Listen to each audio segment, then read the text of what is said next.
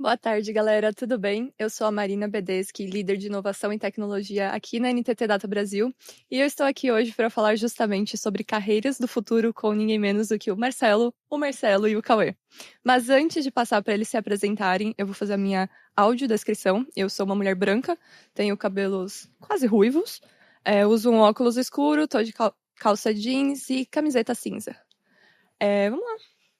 Boa tarde, Marina. Boa tarde, Marcelo, Cauê. Boa tarde a todos. Eu sou Marcelo Salvo, líder de inovação aqui do time da NTT Data. Sou um homem branco com barba escura, cabelo preto. Estou vestindo uma camisa preta aberta com estampas de caveira. E é um prazer estar aqui com vocês. Espero contribuir bastante com o assunto, com o tema de carreiras. É isso. Hoje o Marcelo tá estiloso. Tá. Bom, pessoal, prazer estar com vocês, prazer estar com vocês aqui presencialmente, Cauê, Xará, Mari. Eu sou Marcelo Nascimento, sou gerente de cibersegurança aqui dentro da NTT. Também vou contribuir, acho que um pouquinho com o bate-papo hoje dentro da minha experiência. Sou um homem branco também, de 1,70 m. Tô com uma camisa simples, branca, sem estampas, uma calça jeans também simples. E acho que vai ser muito legal o papo hoje. Olá pessoal, tudo bem? Eu sou o Cauê, sou Head de Inovação em Pesquisa e Desenvolvimento. Minha audiodescrição, sou um homem de 1,91 m de altura, acho que o maiorzinho aqui da turma. Branco, um pouquinho puxado pro moreno. Estou usando relógio, uma camisa preta, calça verde, tênis colorido, dizem que é do Castelo Rá-Tim-Bum. E poucos cabelos já, né? Então, por opção, um corte bem baixinho. Eu vou provar hoje aqui que eu sou mais novo, na verdade, em espírito. A gente vai jogar uns jogos legais aqui hoje e falar de carreira, claro. Muito legal estar nesse formato diferente pra gente, né? A gente está acostumado com outras formas de comunicar com o público. Todo mundo está aqui para jogar um jogo enquanto conversa sobre um assunto sério. Muito sério, interessante. Exato. E construtivo também, né? Isso, e só para dar uma balanceada, nós estamos aqui no fundo com Nickelodeon Smash ou alguma coisa assim.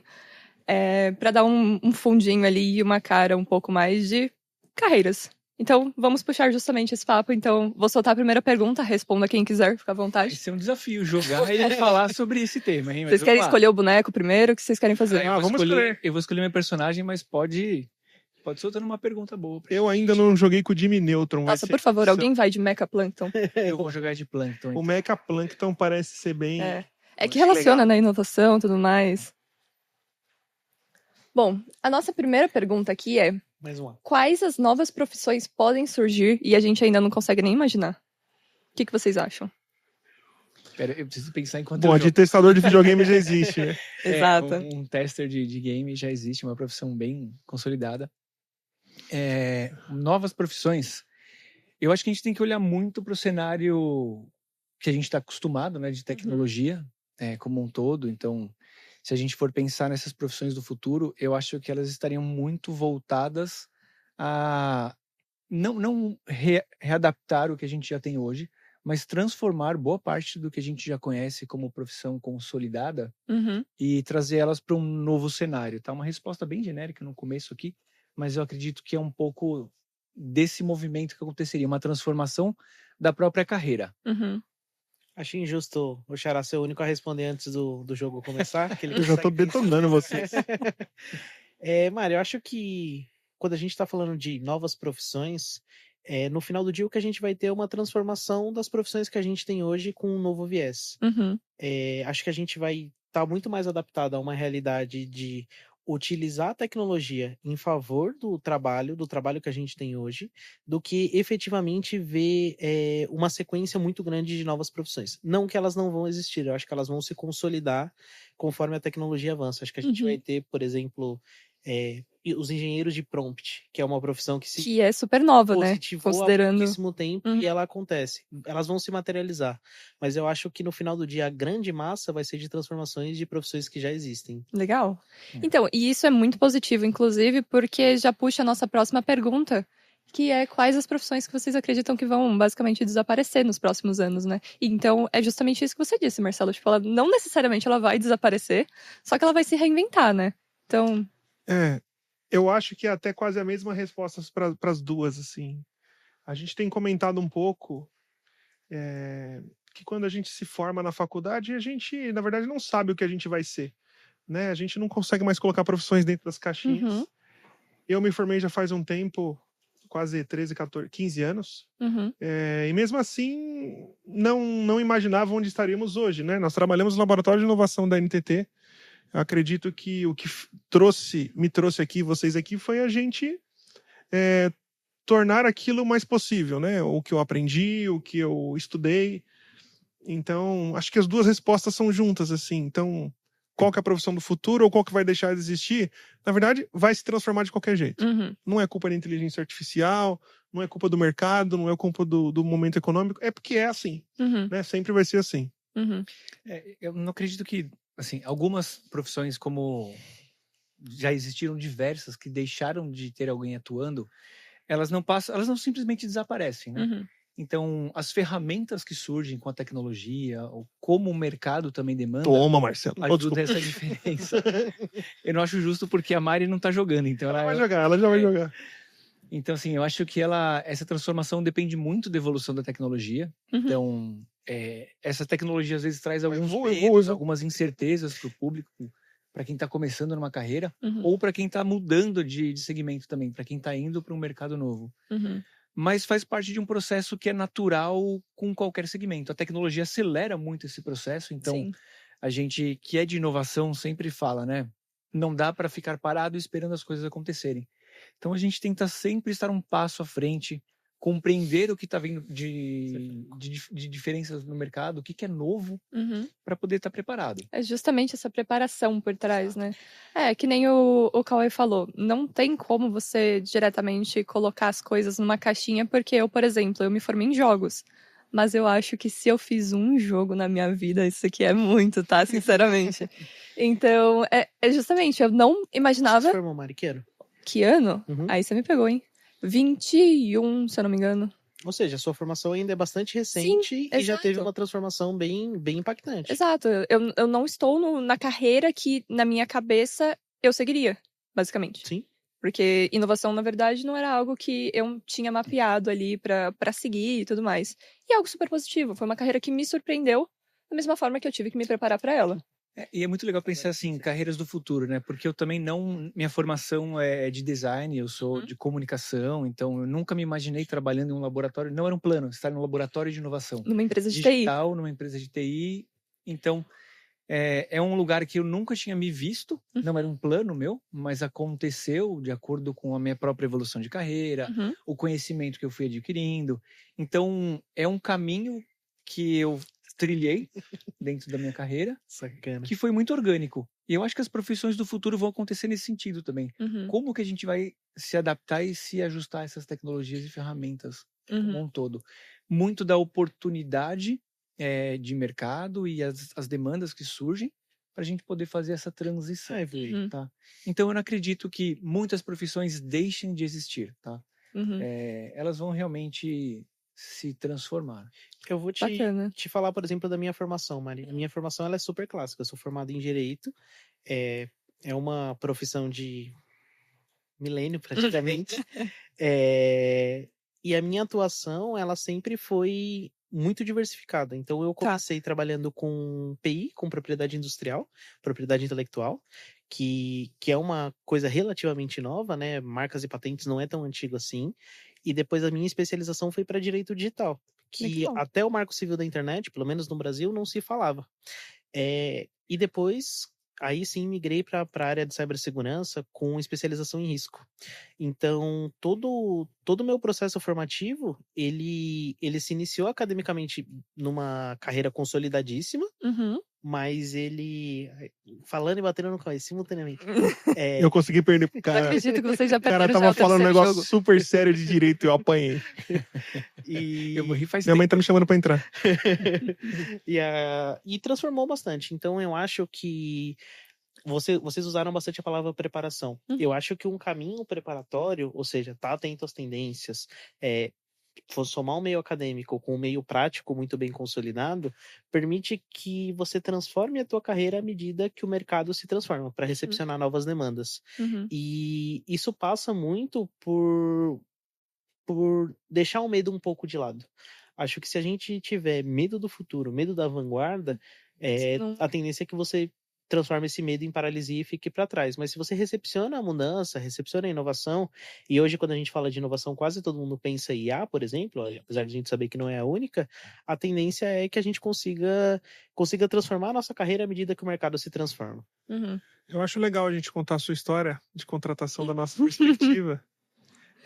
Nós somos um laboratório, essencialmente éramos, né, um laboratório de tecnologias imersivas, né? Então, a gente procurava profissionais, fazia mentoria na faculdade de games, um abraço pessoal lá da FIAP, lá com o professor Rafael, com a professora Adriane, e a gente foi atrás de uma modeladora 3D, né? Então a gente precisava achar na faculdade de games, teoricamente é o que mais se aproximava, mas para fazer experiências para bancos, experiências para indústria, né? Então o modelador 3D, tirar o modelador 3D da faculdade de games. Que inclusive quando eu cheguei aqui me falaram, faz um negócio assim, que era tipo uma interface e tudo mais, para ser tipo uma interface de um exame de sangue. E tipo assim, eu não tinha saído da faculdade porque eu entrei como estagiária, tá? Aí eu cheguei aqui, aí eu falei, beleza, que exame de sangue? Aí os caras me passaram uma lista, assim, ó, gigantesca, de um monte de coisa. Aí uma que eu passo mal, tá? E aí a outra é que eu tinha que adaptar, tipo, todo o curso de jogos que eu tinha feito pra fazer uma interface que não tinha absolutamente nada a ver. Então, tipo, pra mim já foi o primeiro, tipo, a desconstrução, vamos chamar assim? Não sei nem se é assim que pode ser chamado, na verdade, né? Eu acho que é como a oportunidade se apresenta. Esse que é o ponto que eu queria trazer. A gente te apresentou essa possibilidade. Sim. Você veio para experimentar. Acho que a gente tem muita experimentação. Eu sou formado em sistemas de informação com ênfase em dados, pois fiz pós-graduação em governança de TI. Então eu fui muito mais pro lado do ser o executivo sério e tudo mais, e me apresentou a oportunidade de vir para a inovação que eu amei no meio do caminho, né? Então a gente mistura esses dois mundos hoje em dia. Também tem a minha versão de paletó em outros vídeos para vocês verem, mas a gente mistura esses dois mundos, e eu acho que a forma como as coisas se apresentaram para você é como o pessoal não deve deixar de olhar o mundo e as oportunidades. Não vou buscar só as vagas dos sonhos, porque as outras também podem se apresentar de forma interessante, porque o mundo tá diferente. E pode se transformar em um sonho. Acho que hoje a gente tem uma oportunidade, Agora eu tô com o Bob Esponja, mas vocês estão, ó. Tô com o Patrick, então vamos bater no salvo. Tava deixando o Bob Esponja aqui. Não era o poder da amizade, isso aí? Acho que hoje a gente tem um modelo de negócio mesmo, grandes empresas, reestruturando o jeito de pensar, Mari. Então, às vezes você transformar as oportunidades que te aparecem em oportunidades que dialogam com a tua mentalidade, com o seu jeito de vida, com você enquanto pessoa, também é uma coisa que vai ganhar potência nessas profissões do futuro. Porque no final do dia, os jargões de mercado, o cabeça de dono, vestir a camisa, ele está se transformando para que você seja parte do poder decisório da empresa dentro das suas atuações. Então, isso vai ganhar, na minha concepção, na minha leitura, muita força nos próximos anos. E a formação acadêmica, ela passa a ser um constituinte do que você quer promover, do que você quer ser, e não simplesmente um limitador. Você é formado em direito e você precisa ser advogado, ou você é formado em dados e precisa trabalhar com BI, ou o que justamente, que você vai juntar uma coisa com a outra coisa e formar uma terceira que, assim, era um caminho que você não imaginava que podia ser seguido. Exatamente. Justamente. Não, E tem perfeito. a formação acadêmica por necessidade, vamos dizer assim também, né? Você vai para uma outra área que é tão distinta. Imagina se eu fosse trabalhar com cibersegurança, por exemplo, eu ia ter que procurar alguma coisa na área de direito para me suportar. Então, mas puxando justamente essa linha da conversa aqui, eu tinha anotado até uma pergunta, porque ela tinha sido, assim, um assunto recorrente no nosso laboratório, que era basicamente se o modelo de ensino meio que tradicional, vamos colocar assim, entre aspas, ainda prepara alguém, tipo, para esse mercado do futuro, ou vocês acham que teria que ter alguma mudança ali nesse... Tipo, qual é a visão de vocês sobre isso? Eu colocaria não que é uma questão do modelo de ensino, tá? Eu acho que o modelo de ensino hoje, no passado, ou pro futuro mesmo, depende muito da pessoa que está inserida nele, tá? O quanto que a pessoa se dedica e tira proveito de um modelo, tá? Não seria um padrão que dá certo ou errado. Muito das formações que eu já vivenciei, que são um teor um pouco mais, um nível um pouco mais alto de formação, depende do quanto que eu me dedico e do que eu extraio daquele momento da minha carreira, do meu estudo. O quanto que eu transformo tudo aquilo que eu aprendi numa prática. Não adianta eu me formar em 3, 4 faculdades e não praticar nenhuma, tá? Exato, então, também. assim, eu vou para a universidade, falando em formação, Isso, não só para adquirir conhecimento técnico. O conhecimento técnico vem junto com uma base teórica. E esse embasamento teórico é o que vai me dar longevidade numa carreira. Eu acredito que é isso que vai me passar por todas essas fases de mudança e transformação. Eu aprendi uma base sólida, um fundamento dentro de uma disciplina, e eu tenho que levar isso para uma parte técnica. E eu acho que assim, todos nós aqui temos uma formação acadêmica extensa hoje, tá? Todo mundo estuda bastante, mas nem tudo que a gente aprende na universidade está na prática. E muito que a gente aprende na prática, de fato, não está na universidade. Que é justamente aquilo que a gente fala, né? Do tipo, eu não sei onde eu aprendi o que eu aprendi. E é, tipo, realmente verdade. Não tem como. São complementares para mim, tá? Então eu não acredito que existe um modelo que vai dar certo ou não. Concordo. Tá? Uma coisa que eu acredito muito durante a adolescência, principalmente, que é a convivência. Eu sempre morro, eu tô conversando só um ponto, inclusive. O Marcelo, ele para pra falar e aí, tipo, ele morre. Vocês matam ele. Gente, por favor.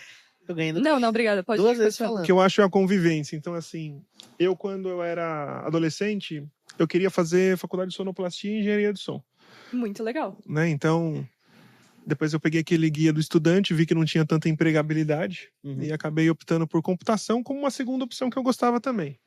Mas por que eu gostava? Atrás da engenharia de som e da sonoplastia, tinha convivência com computadores, desde lá do fim dos anos 2000, né? Então, acabou tendo que eu tive convivência com tecnologia. Então, acho que você conviver com algo parecido do que vai ser sua profissão no futuro, computador todo mundo tem que conviver. Acho que a gente, inclusive, conviver menos com celulares e voltar a conviver mais com os computadores. Faz sentido do ponto de vista profissional, apesar de parecer não ser tão prático para o dia a dia, né?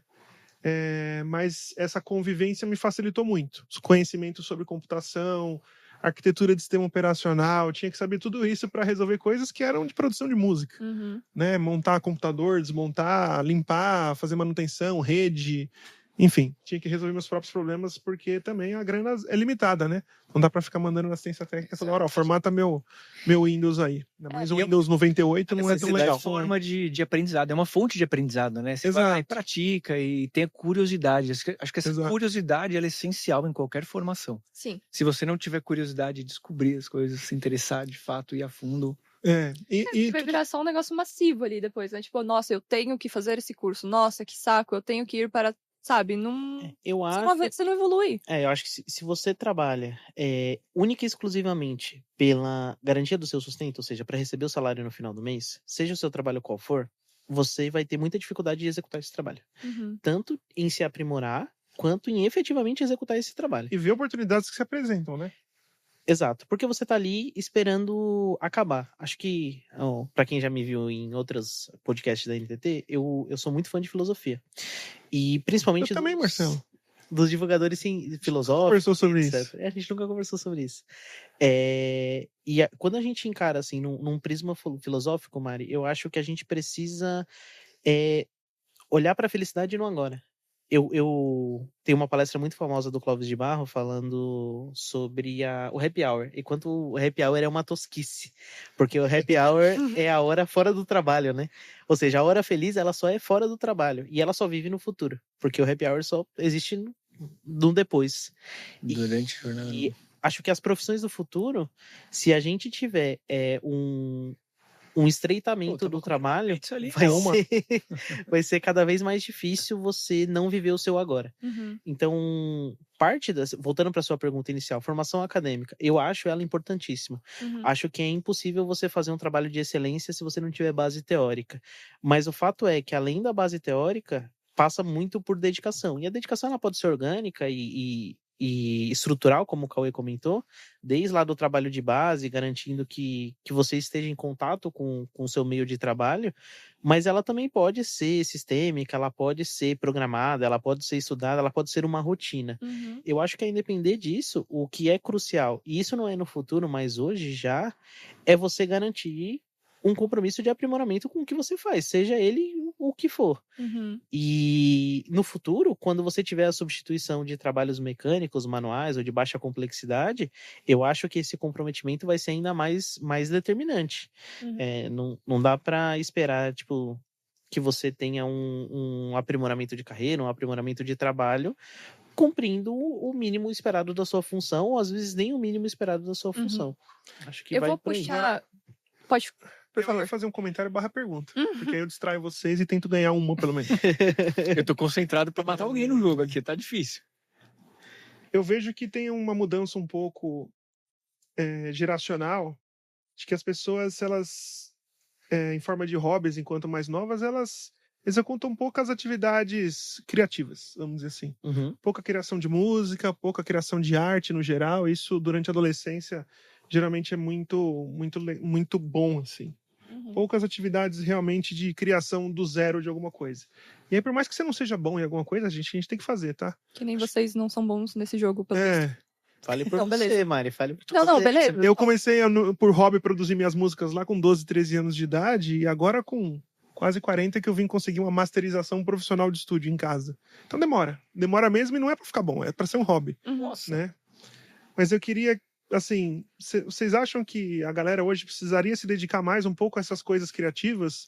Hoje a gente vê o pessoal jogar um celular, um videogame, e aí acaba não desenvolvendo alguma atividade criativa. Vocês acham que isso gera um bloqueio ou não? Então, é que tem muito esse lance do agora, né? Que nem você falou. Você citou, por exemplo, nossa, eu levei 40 anos pra conseguir masterizar. 40 não. Calma, desculpa, você falou.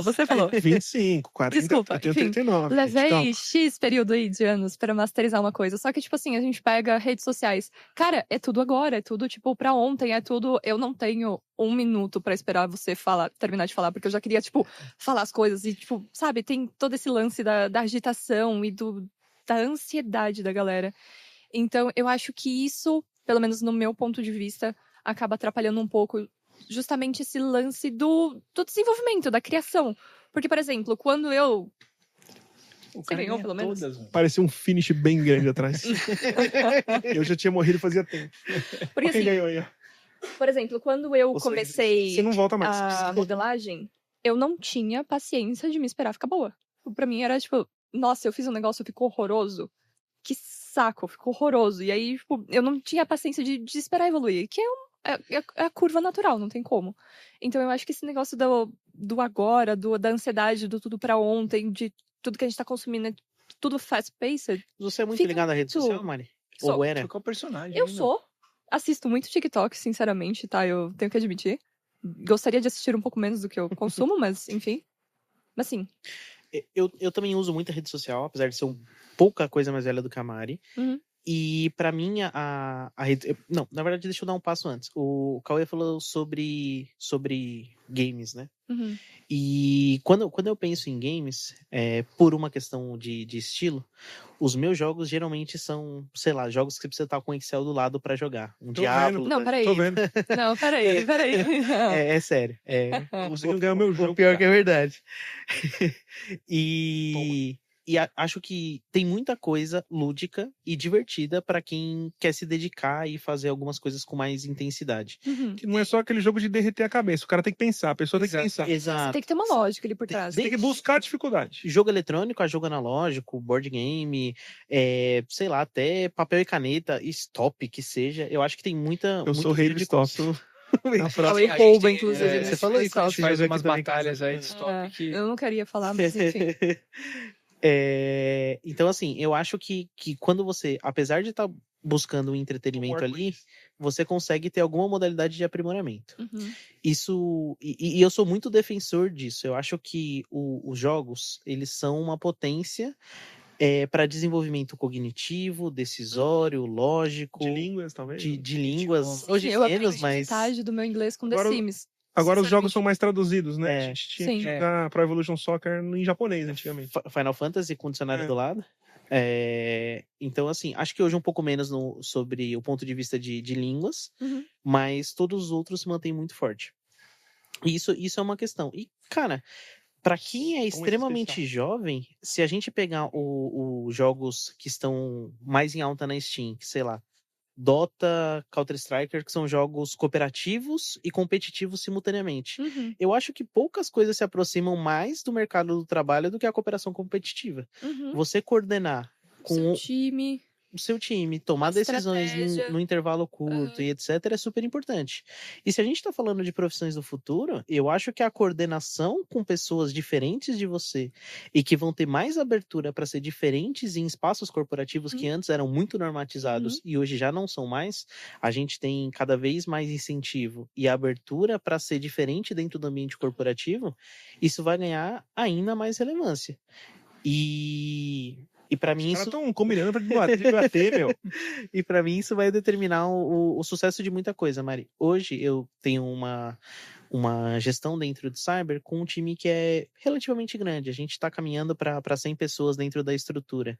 E a gente tem todo tipo de personalidades. A gente tem gente que tem personalidades diferentes e a gente tem gente que tem questões biológicas, fisiológicas diferentes. Gente com fobia social, a gente tem profissionais com diversos graus de suporte ao autismo, a gente tem muita pluralidade de pensamento e de existência. Se você não conseguir coordenar com essas pessoas para extrair o melhor delas e para ser o seu melhor enquanto você trabalha com elas, eu acho que isso te coloca atrás do mercado de trabalho a independer da sua profissão. Você pode optar por ser engenheiro de dados, por exemplo, que está super em alta, ou você pode optar por ser motorista, que é uma profissão antiguérrima.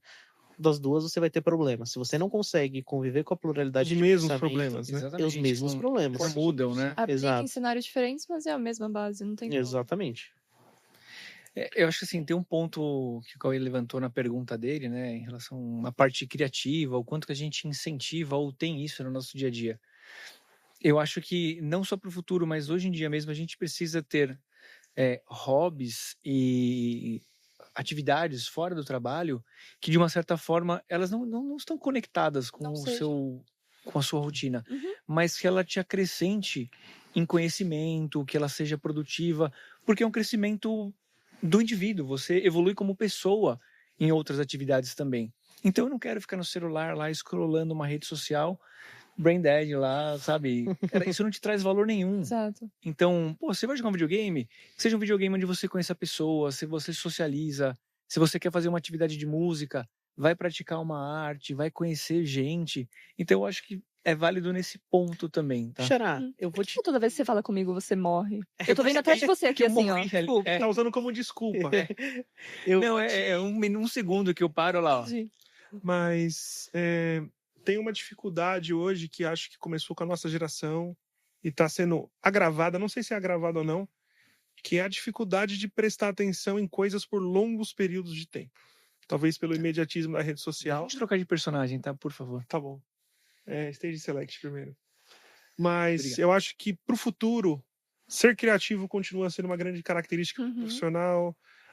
Continua saber desaprender, né? Depois que a gente passa dos 30, a gente tem certezas das coisas, mas não deveria ser verdade. Agora que eu lembrei que o pessoal do áudio vai brigar comigo, porque eu instalei o dedo. Desculpa, pessoal. Mas a capacidade de se concentrar numa atividade por 2, 3, 4 horas. Né? Somos de uma geração de reuniões de 7 horas para resolver coisas pesadas. A gente não deveria perder isso, porque o ser humano consegue se concentrar, não tem problema nenhum nisso. E é assim que a gente consegue nas coisas. Eu acho que parte do que a Mari falou de as redes sociais incentivarem os microconteúdos e isso afetar a nossa percepção é verdade. Mas vou te dar o meu exemplo, Mar. Eu trabalhava em Alphaville e morava no Grajaú. Para quem não é de São Paulo, são extremos, realmente extremos. A gente tá falando de 70 quilômetros de distância. Você levava para chegar até lá? Olha, eu levava 2h30 na ida, que era mais tranquilo, e levava 3 horas e meia na volta. E eu fazia a faculdade. Legal. Então, eu vivia no trem. E era o meu momento para estudar, era no trem. Ler, né? Então, só que eu não conseguia ler porque eu ficava muito enjoado. Então, eu ouvia audiobook. Legal. Só que tem uma coisa não tão legal. A minha densidade de conteúdo era muito grande. Então, eu ouvia audiobook no 3x, no 4x, às vezes, depois que eu me acostumei. E isso me levou não à dificuldade de concentração, mas a um estresse muito grande com o mundo natural. Porque parecia que tudo era muito mais devagar do que deveria ser. Câmera lenta, exatamente. E então, assim, às vezes a gente tá fazendo boas coisas e a gente também consegue desenvolver maus hábitos. Eu não gosto muito de quando a nossa geração, a geração mais velha, diz que a rede social é um problema, é um malefício e tudo mais, e a gente não deveria ter. Porque isso me remete muito ao discurso do que falavam pra gente. Os Exato, videogames é. são um problema. Sim. É, Vai estragar minha televisão. Vai estragar a televisão. Eu acho que a rede Fica perto social, da TV, moleque, sai daí.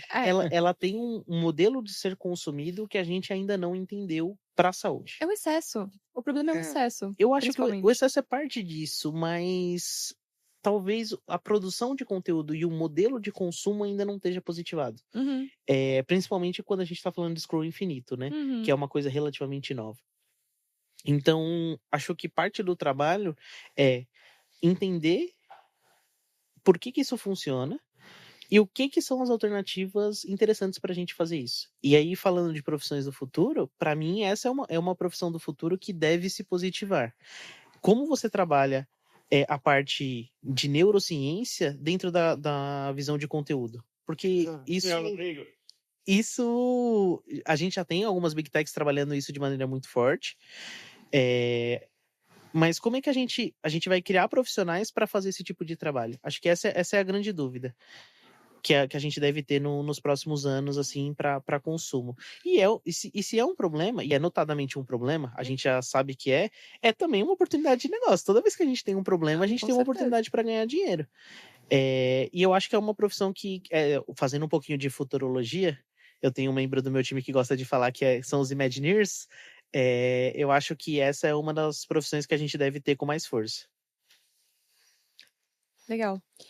Eu E- concordo, desculpa, Maria, assim, eu só um ponto aqui, eu concordo com o Marcelo também, a rede social ela não é um problema, é a forma como a gente usa, isso se aplica a qualquer ferramenta, a qualquer meio de comunicação, qualquer atividade, você tem que saber tirar proveito dela, então dá para aprender muita coisa e tem muito conteúdo bom também nas redes sociais, então a forma que você usa aquela ferramenta é importante. E eu acho que uma das soluções, não sei uma solução, mas uma das formas de a gente encarar essas profissões do futuro é a gente não se apegar somente a hard skills, né? Aquelas habilidades técnicas.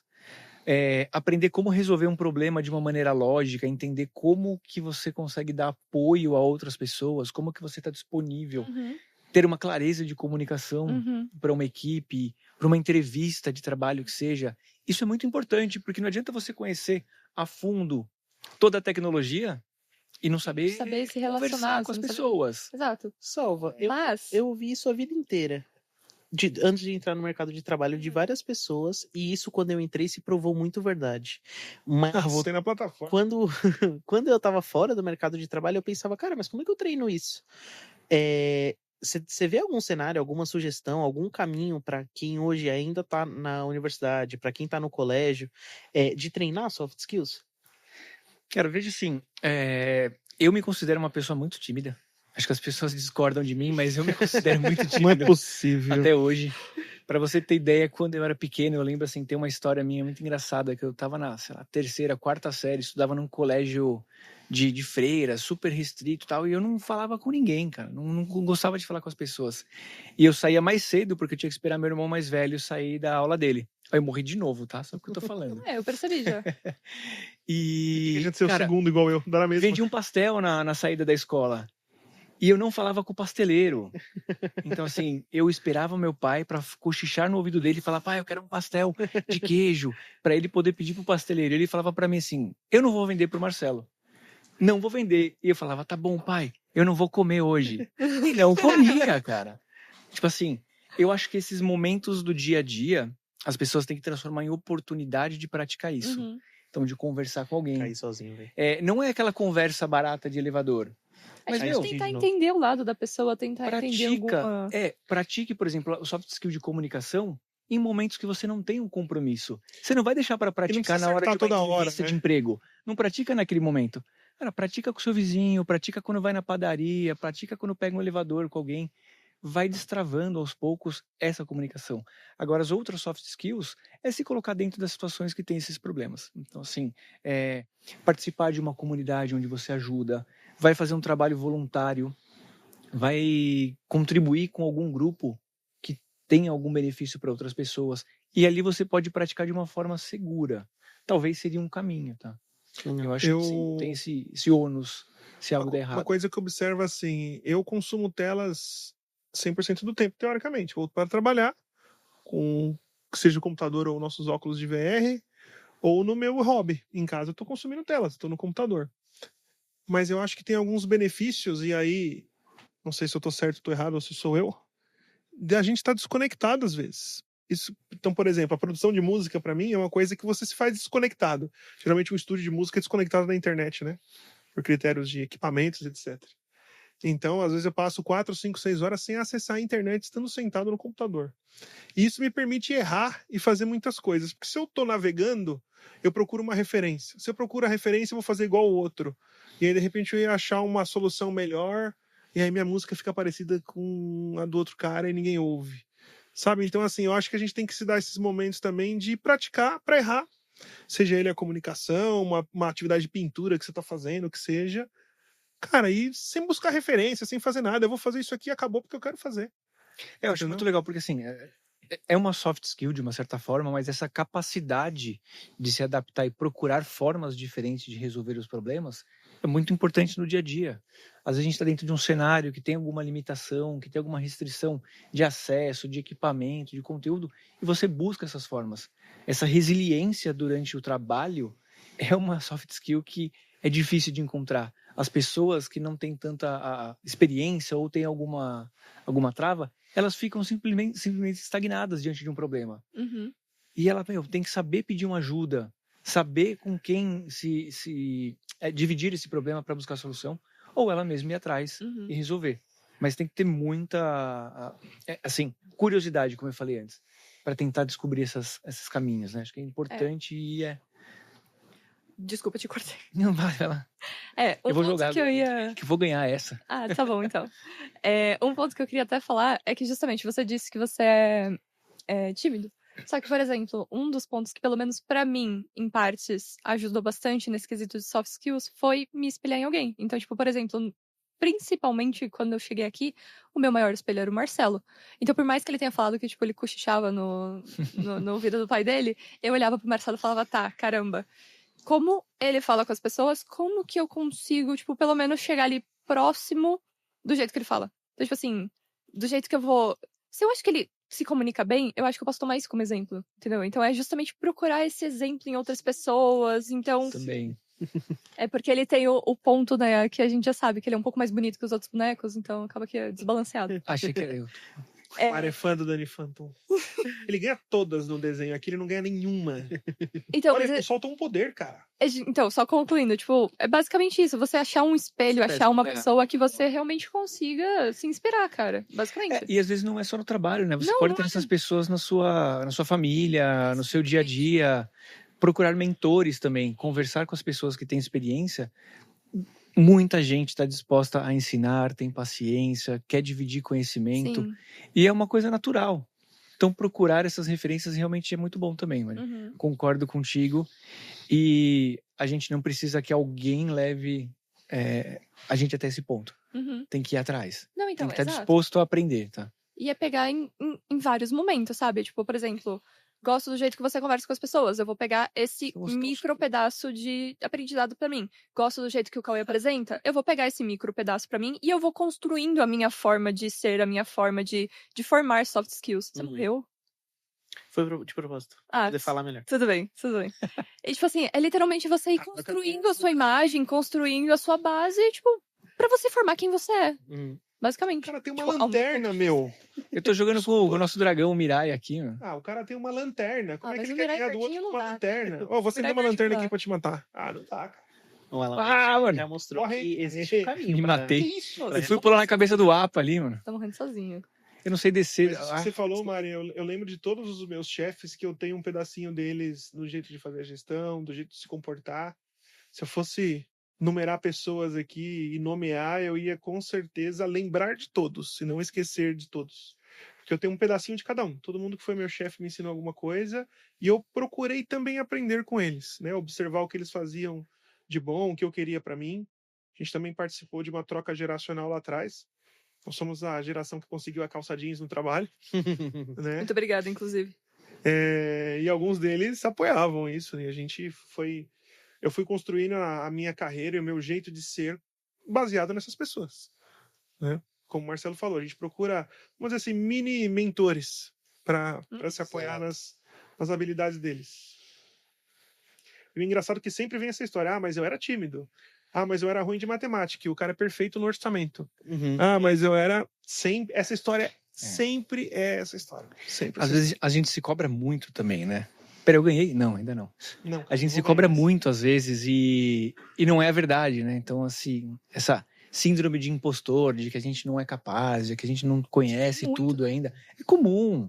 Acho que todo mundo já passou por alguma crise, assim, de capacidade. Poxa, será que eu consigo? Principalmente quando vem um desafio novo, quando vem alguma coisa para você sair da sua zona de conforto. Uhum. Então, quando vem esses desafios, a gente fica nessa dúvida. E é natural. Tá? Tanto no começo de um emprego, com uma mudança de carreira, com tudo. O Cauê estava aproveitando que eu falei, ele me matou. Né? Eu ganhei uma, gente. Tá bom. Não, eu ganhei.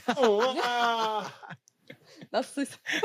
Cara, bem que ele é um head de inovação, porque videogame decididamente não é... Apesar de que, pensa bem, num campeonato de Fórmula 1, se a pessoa chegar em segundo toda vez e o primeiro variar, ele é campeão. É verdade. Calma, o que interessa é a constância. Não, se quiser sim. Então, mas nessa linha de soft skills, inclusive, tem alguma soft skill que vocês falam, cara, indispensável pro futuro? Tipo, comunicação. Carreira. Sem sombra de dúvidas. Legal. Pra mim é muito claro. Se você faz um bom trabalho e você não é capaz de demonstrar o bom trabalho feito, você vai ter muito problema na tua carreira. Concordo com você. E eu acho que a comunicação mudou de uns tempos pra cá. Então todo mundo falava, tenho vergonha de ir lá na frente e apresentar para 1000 pessoas. Eu faço isso toda hora e continuo com vergonha. Mas existem outras coisas na comunicação, por exemplo, essa live na Twitch que nós estamos fazendo. Que inclusive o Marcelo tá aqui do meu lado olhando combos pra ganhar de vocês. Mas eu tava tentando aprender aqui como que joga, mas... Eu era criança, comprava revista na banca de jornal. Não tô tentando ver como que eu faço Mas isso envolve outros tipos de comunicação novos. Saber gravar um vídeo, saber conversar, saber se portar numa Twitch, saber em qual ambiente, qual tipo de live, qual tipo de... Tem um comportamento hoje também nas reuniões híbridas online. Uhum.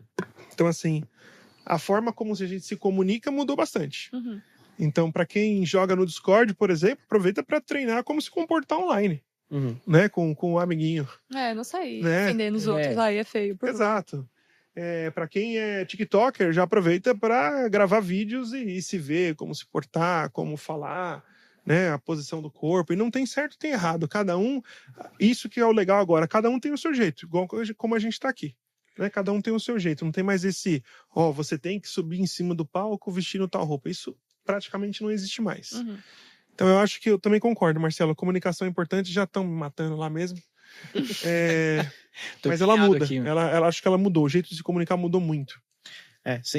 Sem sombra de dúvidas, mas eu acho que tem uma sequência de composições, né? Ser um bom comunicador sem várias outras coisas não funciona. Mas se por algum lugar você tem que começar, eu diria, começa se comunicando.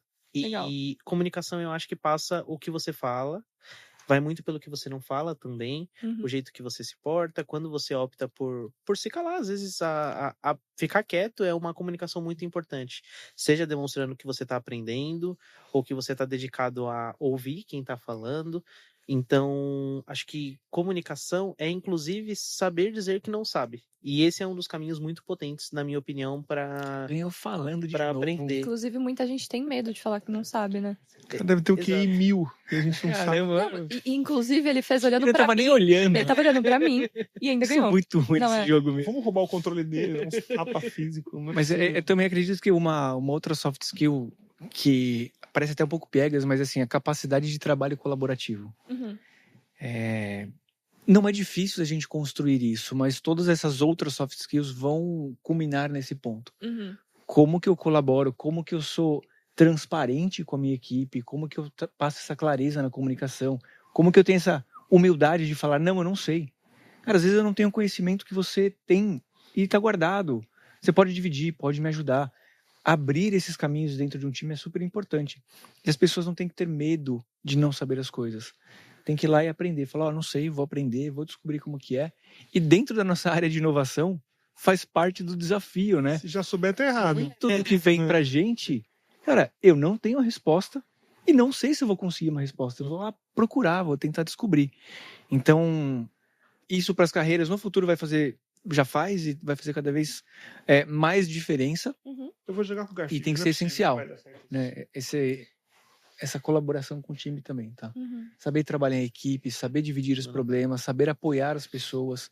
Por mais que não seja o seu papel, você tem que ter essa conexão com quem tá ali do seu lado no dia a dia.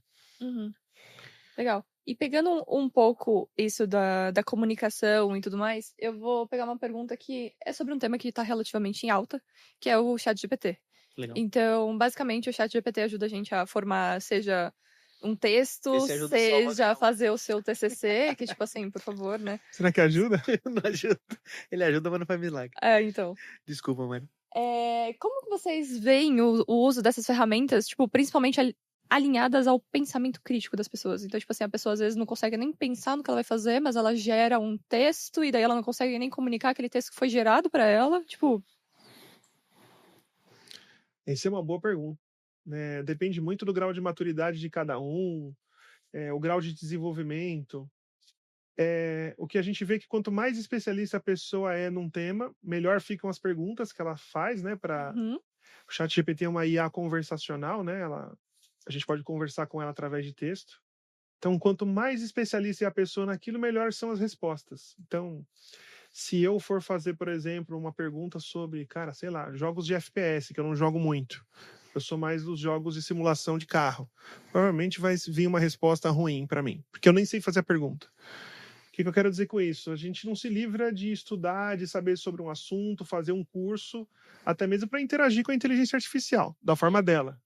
Então, a gente tem que, sempre quando vai interagir, tentar dar o máximo de detalhes possíveis, né? Fazer aquele prompt para que ela dê boas respostas. E aí, como é que a gente vai entender se a resposta tá boa ou não? Você precisa ser um profissional. Então, ou procurar aquele seu mentor, isso aqui realmente é a resposta certa, não é? Como é que eu confio nessa resposta?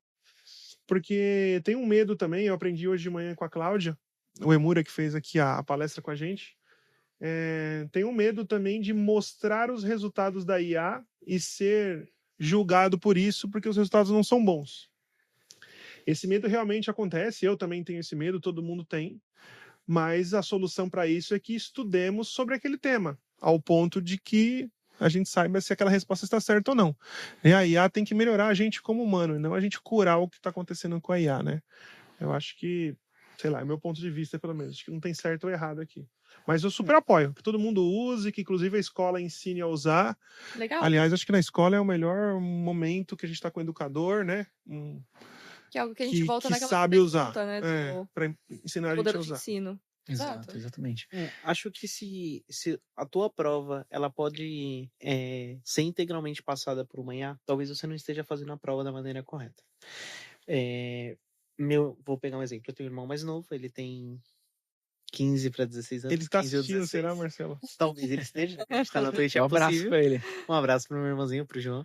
E a gente estava jogando, a gente faz muita coisa junto, inclusive jogar. A gente estava jogando Valorant, né? E do nada, como eu tenho formação em Direito, parte da minha formação é de Filosofia dentro da Universidade de Direito. Aí eu jogando, não sei o que, abre B, faz isso, faz aquilo, do nada. O que você pensa sobre Lacan? Aí eu, como? Lacan, o que você pensa sobre Lacan? Aí eu, sei lá, menino. Não, porque a minha matéria da escola e eu fiz um estudo assim, assado, e o GPT me recomendou tal coisa. E realmente ele fez uma trilha ali com Lacan, trouxe Kant, trouxe Foucault, trouxe pensadores com uma densidade muito grande. E aquilo gerou alguma curiosidade, assim, porque ele entendeu que existem contrapontos filosóficos. Então, e o colégio que ele está entendeu que existiria o uso do GPT para a realização do trabalho. E eu achei muito positivo. Eu acho que é uma maturidade que a escola, que é uma instituição relativamente pequena, teve, que muitas grandes empresas ainda não têm. Então, eu acompanho o Cauê quando ele disse que a gente deveria usar. Eu acho que é mandatório, a gente deveria usar. É, na minha opinião, a ferramenta de produtividade para trabalho de escritório mais potente já inventada.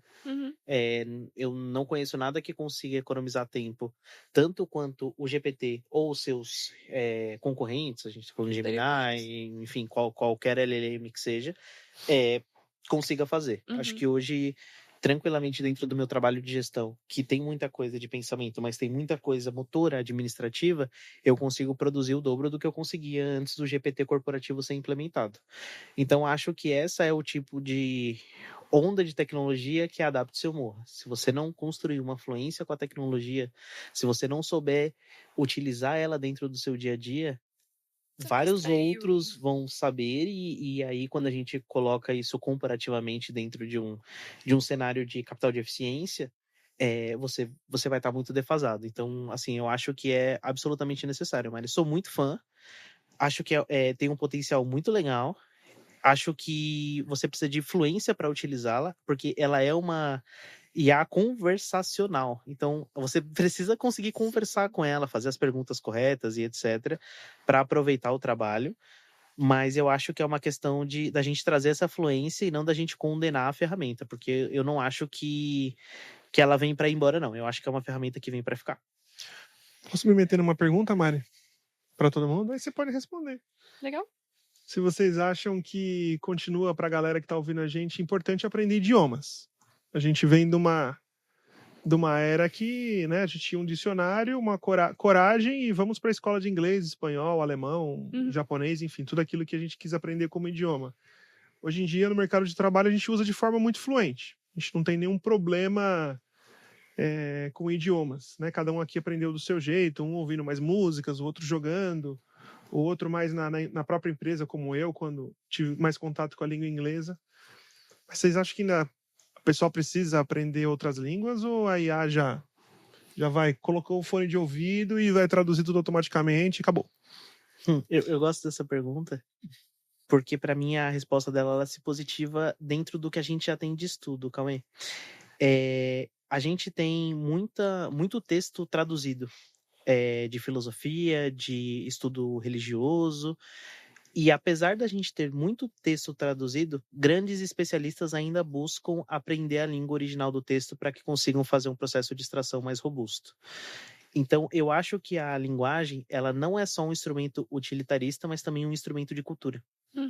Então, por mais que, para boa parte das aplicações, as traduções simultâneas e a super capacidade que as LLMs vão trazer, elas... Eu nem tava falando agora. Ele tá falando de LLM, filosofia e tá batendo na gente. Não, essa aqui tá difícil. Elas são muito potentes. Então, a gente vai conseguir utilizar. Sobre o ponto de vista técnico, Toma o arco-íris. Eu acho que ela vai ter bastante relevância e ela vai mudar o jeito que a gente aprende línguas, mas eu acho que o contato com outras culturas ainda vai ser uma potência. Para que você idioma consiga... nativo. Exato. Para que você consiga ter integração cultural mais do que integração pura e simplesmente de compreensão. Eu acho assim, tem um ponto que essa questão da tecnologia, ela ajuda a gente a se comunicar em momentos críticos, então você não vai ficar sem interpretar ou sem se comunicar com alguém quando você necessita, mas de fato essa conexão com culturas, com pessoas, elas não vão acontecer através de um... Toma, finalmente! Ele nunca me decepciona. Essas conexões, elas não comemoradas. Nem pra jogar, nem pra lavar louça. Um beijo. Amor, vou chegar em casa daqui a pouco, eu vou lavar louça. Através dessas ferramentas, né? Essa conexão cultural e diretamente com as pessoas, elas vão se dar nesse contato humano. Então, aprender um idioma é interessante não só para a profissão, mas como para a vida pessoal mesmo. Então, né, acredito que boa parte gosta de viajar, gosta de ir para outros países, outros estados, cidades e absorver. Quando eu vou para algum lugar, eu quero absorver um pouco da cultura. E se eu não conheço o idioma, é como ler um livro que foi traduzido. Eu vou interpretar e receber aquela informação através de alguém. E essa pessoa tem limitações ou vieses que não são os meus. Ele tem um histórico e uma percepção diferente. E eu fico limitado àquele quadro, digamos assim. Então... A língua, ela surge pelo que o povo é, né? Esse que é o grande lance. Então, se a gente entender aquela língua, por exemplo, nossa língua portuguesa, uma língua romântica, né? Das línguas que são chamadas de românticas. Porque as pessoas da Península Ibérica são assim, né? De um jeito diferente, mais sentimentais. Então, a língua, ela supre o que são as pessoas. É interessante isso. Mas as ferramentas, elas vão te ajudar no dia a dia. Tenho que entrar numa reunião com uma pessoa que fala japonês. Poxa, eu não sei japonês, mas a ferramenta vai me apoiar nesse sentido. Então, eu resolvo aquele problema pontual. Sim. Mas eu não vou conseguir, de fato, criar uma conexão. E democratização também. Acho que hoje a gente tem muito conteúdo que é não acessível para classes menos colegiadas, e ele vai passar a se tornar acessível uma vez que ele for traduzido, principalmente em áudio. Acho que em texto a gente ainda vai ter uma barreira de acessibilidade socioeconômica muito relevante, mas a gente sabe que as IAs, elas têm capacidade de interpretar texto, transformar eles em áudio e traduzir esse áudio de uma maneira cada vez mais natural. Então, ela tem uma potência de aplicabilidade, Cauêzão, muito, muito diferente do que a gente está acostumado. Acho que essa é uma revolução relevante. E quando você começar a integrar isso com hardware, onde você consegue fazer tradução simultânea através de um fone, seja ele qual for, de um óculos, aí eu acho que a gente vai ver revoluções de deep tech com mais força. E tem muita startup, tem muita empresa boa, pequena ainda, mas muito boa, trabalhando nesse tipo de coisa. Então, acho que não pode ser subestimado. Acho que a gente está frente a uma questão muito relevante de tecnologia, mas se a gente tivesse que dizer estude ou não estude, eu acho que ainda é uma potência, principalmente quando a gente fala da língua dominante, a gente fala do inglês. Eu acho que é um caminho de acesso à cultura muito relevante e tem uma capa de aprendizagem, de pensamento lógico que você precisa desenvolver para aprender uma nova linguagem que também tem uma potência bem, bem legal. Não, justamente, eu acredito que eu concordo com o que todos falaram. E é muito no sentido de aí ela vai complementar o estudo dessa língua da qual eu estou aprendendo, estou tendo contato, e não necessariamente substituí-la. Então é justamente o que o Marcelo falou. Eu posso pegar lá e traduzir um chat, traduzir em algum momento, fazer essa tradução que nem você também, Marcelo, citou. Mas assim, eu não acho que ela substituiria esse contato de você saber falar uma língua com outra pessoa ali diretamente. Então, é justo esse ponto, assim, eu acho que, pelo menos por enquanto, é meio que insubstituível ali. Deixa eu aproveitar e trazer uma pergunta para vocês. Você quer falar, Cauê? Eu ia falar que eu gosto de pensar em português. Eu sempre falo isso. Eu acho que o português é uma língua que dá muita ferramenta pra gente. Principalmente para ser gentil, para ser, né? Então, eu gosto de pensar em português. Isso é estranho, porque quando a gente começa a aprender outras línguas... Mas isso confunde, tá? Você tá falando inglês ali, você pensa em português, aí você responde em alguma outra coisa e fala... Você tem que criar o hábito de pensar. Mas eu gosto de fazer o raciocínio principal em português. E isso é interessante porque, às vezes, a gente está fazendo um material, alguma coisa, e como a gente já domina uma outra língua quase que plenamente, pelo menos para trabalhar, a gente desenvolve uma linha de raciocínio naquela outra língua. É muito fácil isso. Isso muda a forma como a gente conclui as coisas. É muito interessante. O espanhol e o português são parecidos, né? Nessa linha de raciocínio ético, vamos chamar assim, ou conclusivo, mas o inglês para mim é bem diferente. É bem diferente. Deixa eu aproveitar, a gente tá... só para não cortar, eu gostaria só de falar pra gente terminar essa partida aí, já para justamente estamos chegando no horário final da nossa live. Então, o Marcelo faz a pergunta, você... Eu quero ganhar essa. Isso, esmurrem e aí a gente finaliza. Eu queria trazer uma pergunta pra gente, como um todo aqui no grupo. Muitas vezes que me perguntam, né, as pessoas que eu conheço, são próximas de mim, falam sobre as ansiedades. Poxa, por que eu devo aprender tal tecnologia ou adquirir tal conhecimento num mundo que muda tão rápido? Então a pessoa tem um receio e uma ansiedade de aprender algo, se dedicar, e daqui a 6 meses tudo mudou. O que vocês veem como dica ou solução para o pessoal que está assistindo a gente para não criar ou não ter essas barreiras de ansiedade ou medo de aprender alguma coisa que vai mudar tão rápido? E vai mudar. Eu acho que aprender alguma coisa, seja ela qual for, primeira coisa a gente... Já morri, nem joguei, mano. Me destruíram. Primeira coisa a gente aprende a aprender. Perfeito. Isso é muito comum quando a gente vai estudar uma segunda língua. Caramba, foi do mesmo jeito que eu estudei português na escola. Tá. E aí a terceira língua, mais ou menos do jeito que eu estudei português. E a outra língua, então assim, a gente aprende a aprender. Isso dá uma capacidade pra gente de ler um livro e aprender alguma coisa como se estivesse numa sala de aula. Então não importa se é o hobby de vocês ou o que a gente está fazendo, você tem a capacidade de aprender. Eu acho que se eu fosse fazer uma mudança no nosso ensino, aquela pergunta que você fez lá atrás, algum comentário que a gente fez, talvez eu tentaria que as pessoas desenvolvessem mais a capacidade de aprender sozinhas, mas bem aprendido, nas escolas. Legal.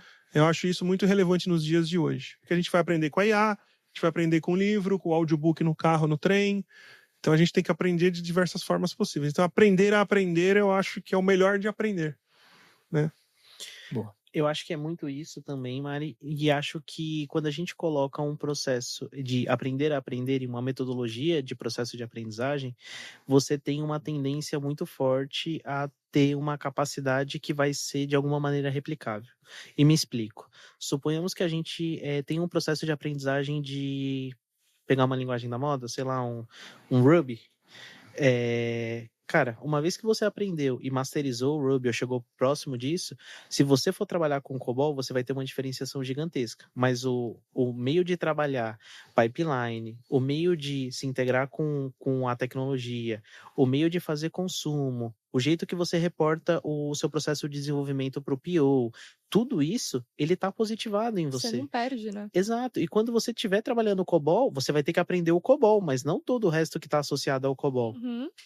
Então, isso é bem, bem potente. E por fim, mas não menos importante, eu acho que a gente precisa aprender as bases do trabalho que a gente pretende executar.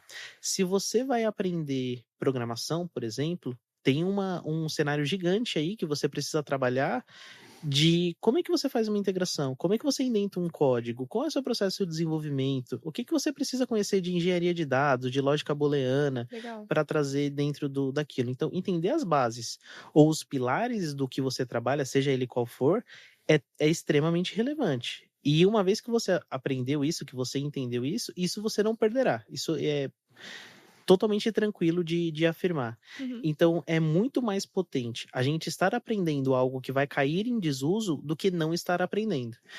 E hoje eu sinto que, de alguma maneira, a gente, como sociedade até, tá colocando isso como uma desculpa para se manter no ócio, porque aprender é difícil.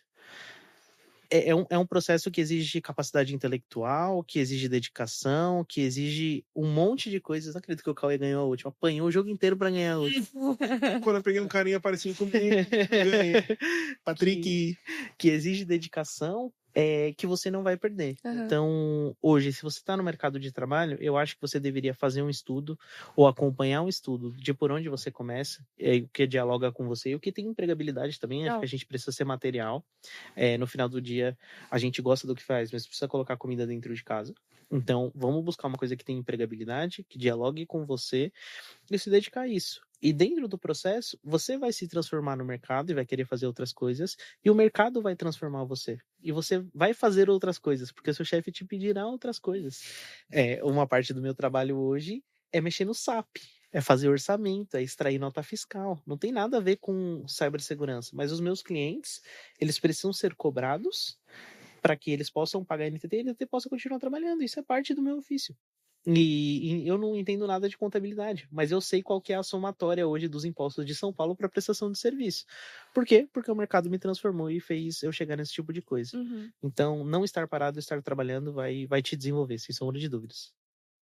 Pô. Mas alguém quer colocar algum ponto? Porque eu acho que melhor colocado que o Marcelo agora. Imagina. Perfeito para fechar. Boa. Acho que é isso.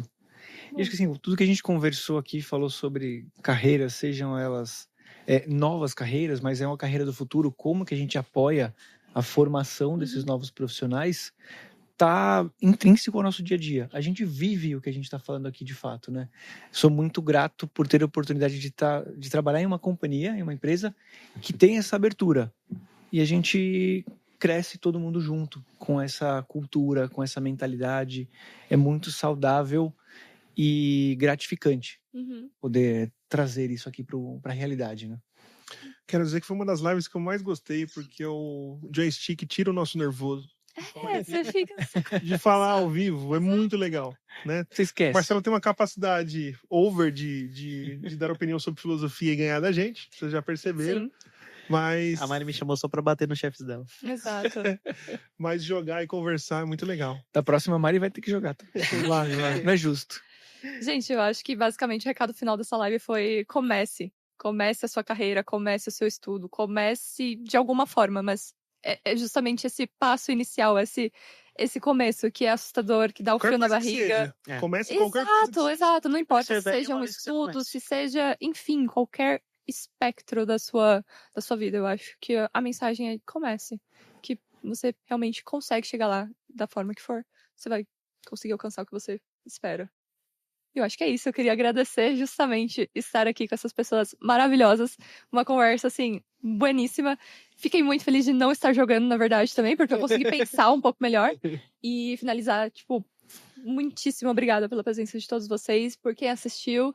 E espero poder dizer até uma próxima. E Até a próxima, mais, pessoal. galera. Gente, até a Obrigado. próxima. Tchau, tchau.